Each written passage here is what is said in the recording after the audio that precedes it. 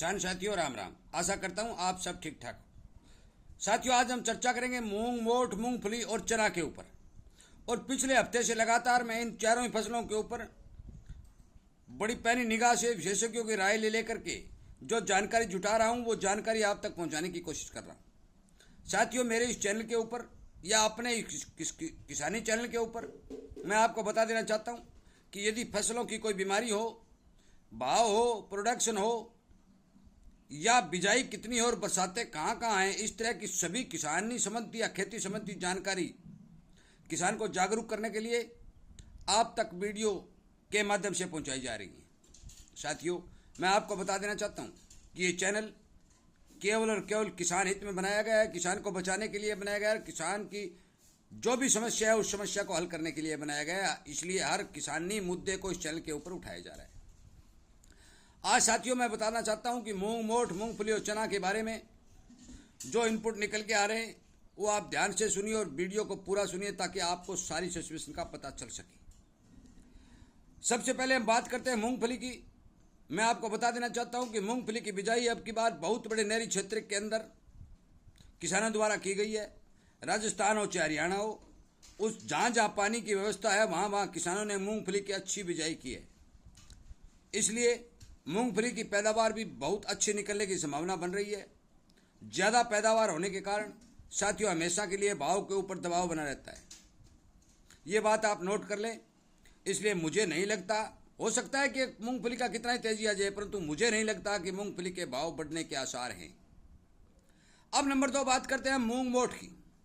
साथियों मूंग और मोठ की बिजाई राजस्थान के बहुत बड़े हिस्से के अंदर किसानों द्वारा की गई, हरियाणा के अंदर भी बहुत ज़्यादा बिजाई की गई। परंतु आप लगातार देख रहे हैं कि हरियाणा और राजस्थान के अंदर या पूरे देश के अंदर ही मान के चलो कि खंड वर्षा हो रही है और खंड वर्षा होने के कारण बहुत सा एरिया बिना बरसात के सूखा पड़ा है। साथियों यदि यही पोजीशन ये हफ्ता या 10 दिन तक और चल जाती है तो मान के चलो मूंग और मोठ का उत्पादन पूरे भारत के अंदर घट जाएगा। ये स्पष्ट और सीधी बात है। साथियों गुजरात के अंदर भारी बरसात के कारण कुछ एरिया के अंदर नुकसान हुआ है। वहाँ मूंग मोठ की फसल को भी नुकसान हुआ है, मूंगफली की फसल को भी नुकसान है, कपास की भी फसल को नुकसान हुआ है। परंतु राजस्थान और हरियाणा के अंदर बहुत ही कम बरसात के कारण भी इन सभी फसलों को नुकसान हुआ है। आपको मैं बता देना चाहता हूं कि हरियाणा में तो अब तक 35% की कमी लगातार चली आ रही है। अब मौसम विभाग द्वारा जो बताया जा रहा है हो सकता है वो सच्चाई निकल जाए, परंतु यदि अब भी बरसात होती है तो भी मूंग मोठ दोनों ही फसलों की पैदावार प्रभावित होंगी और कम पैदावार किसान को मिलेगी। और यदि कम पैदावार देश में होती है तो मान के चलो कि भाव के अंदर किसान को भाव के अंदर सुधार देखने को मिलता है। साथियों मूंग मोठ दोनों ही फसलों के ऊपर सरकार, चने पर, तीनों ही फसलों के ऊपर सरकार की पैनी नजर है। महंगाई को रोकने के लिए सरकार लगातार बाहर से इंपोर्ट कर रही है, वो बिना इंपोर्ट ड्यूटी के कर रही है। साथियों में अब बात करते हैं चना की। चना के अंदर मुझे कुछ न कुछ अच्छी संभावना दिखाई दे रही है और वो दिखाई देने का कारण ये है कि सबसे पहली तो बात यह है कि चना की फसल आने में एक बहुत लंबा समय पड़ा है। सरकार ने चना के अल्टरनेट के तौर के ऊपर पीली मटर का बाहर से आयात किया था, परंतु वो भारत के अंदर 20 लाख टन आई तो 10 लाख टन ही देश के अंदर घूम रही है। 10 लाख टन का स्टॉक अभी बंदरगाह पर पड़ा है, क्योंकि चने के विकल्प में जो मटर का प्रयोग बहुत ही कम देखने को मिला है। ये कोई 10% ही होता है, बाकी चने की जगह मटर ने नहीं ली है, जिसके कारण चने की डिमांड लगातार बनी हुई है। ऑस्ट्रेलिया में जो फसल चने की आने वाली है वो फसल भी यदि बाहर से इंपोर्ट की जाती है तो वो महंगे दामों के ऊपर उपलब्ध होगी, जिससे मुझे लगता है कि चने के अंदर कतई कोई मंदी का चांस दिखाई नहीं दे रहा है। चाहे सरकार इंपोर्ट ड्यूटी घटाए या बढ़ाए, चने के अच्छे भाव बने रहने की संभावना पूरी बनती है। मैं आपको स्पष्ट साफ शब्दों में बता देना चाहता हूं कि सरकार जो है इन दलहन के ऊपर और तिलहन के ऊपर, तिलहन का भी हम जिक्र करेंगे, सरसों का, इनके ऊपर 0 ड्यूटी से लगा करके बाहर से सामान मंगवा रही है। सरसों का तो मैं आपको बताऊं लगातार सरकार बेच भी रही है। इन सभी के ऊपर सरकार का चाबुक चल रहा है। तो तो मुझे नहीं लगता कि ये बहुत ज़्यादा तेजी गाएंगे, परंतु फिर भी फसल कमज़ोर होने का जो असर है वो भाव पर पक्का देखने को मिलेगा। हम बात सरसों की करते हैं। आपको मैं उदाहरण के तौर पर बता देना चाहता हूँ कि सरसों की फसल जो बेहद कमज़ोर पिछले साल निकली थी, उसका असर अब भाव पर दिख रहा है।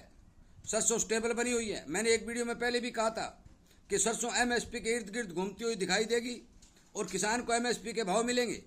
मैं ज़्यादा तेजी की बात नहीं कर रहा, पर एक बार रिपोर्ट निकल के आई थी कि सरसों 6500 तक जा सकती है। हो सकता है कि दिवाली तक सरसों 6500 तक जाए, परंतु सरकार का यही रवैया रहा तो सरकार इन भावों को दबाती रहेगी, अपना माल बाजार में काटती रहेगी और बाहर से सोयाबीन और पाम ऑयल मंगाती रहेगी। मैं आपको बता देना चाहता हूं कि सोयाबीन और पाम ऑयल के भाव सरसों के तेल के भाव से लगभग 20 और 25 रुपये मंदे हैं। गरीब आदमी, मध्यम वर्ग का आदमी जिसके पास पैसे का भाव है, वो उस तेल की ओर ज़्यादा रुझान बना रहा है। उस तेल की डिमांड ज़्यादा बनती जा रही है और उस तेल की ज़्यादा खरीदारी हो रही है। साथियों, मैं आपको बता देना चाहता हूँ, मूंग, मोठ और चना के अंदर कतई दूर दूर तक मंदी दिखाई नहीं दे रही है। इसलिए जितना भी माल अपने खेत के अंदर पैदा होता है, उस माल को सोच समझ कर बाजार में सेल करें। मैं ये भी आपको बता देना चाहता हूँ कि सरकार एमएसपी के ऊपर दाल वाली फसलों की भरपूर खरीद करने की कोशिश करेगी, परंतु मुझे लगता है कि सीजन के अंदर किसान को एमएसपी के ऊपर भी भाव मिलने की संभावना बन रही है। मैं 10,000 और 12,000 की बात नहीं कर रहा हूँ। कुछ किसान भाई ये कहेंगे कि आपने तेजी कही थी 12,000, मैंने 12,000 की बात अब भी नहीं कह रहा हूँ, परंतु मुझे लगता है कि इन तीनों ही फसलों के अंदर किसान को कतई नुकसान होने की संभावना मुझे नज़र नहीं आ रही है, क्योंकि मंदा भाव दिखाई नहीं दे रहा है। नुकसान जो परमात्मा कर रहा है, बरसात नहीं हो रही है, खेतों में पैदावार कम हो रही है, वो तो हो रहा है, तो इस बात का तो कोई चारा नहीं। परंतु सरकार जितना भी जोर लगा ले, जितना भी माल बाहर से मंगवा ले, 0% ड्यूटी घटा ले, चाहे स्टॉक लिमिट लगा ले, परंतु दाल वाली फसलों के अंदर इस साल कतई मंदा नहीं होगा।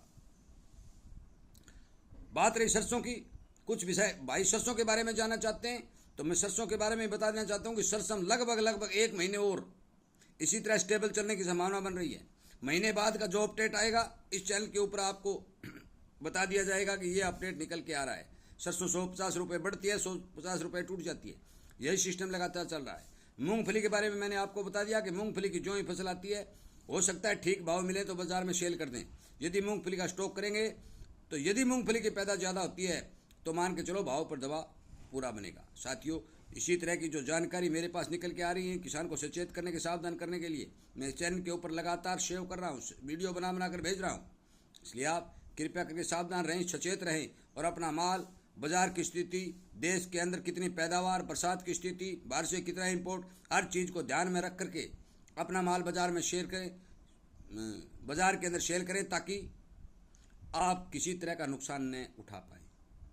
आपको सावधान होना जरूर पड़ेगा, सावधान रहेंगे तभी आपका कुछ हो सकता है। ये बात आप नोट कर लें।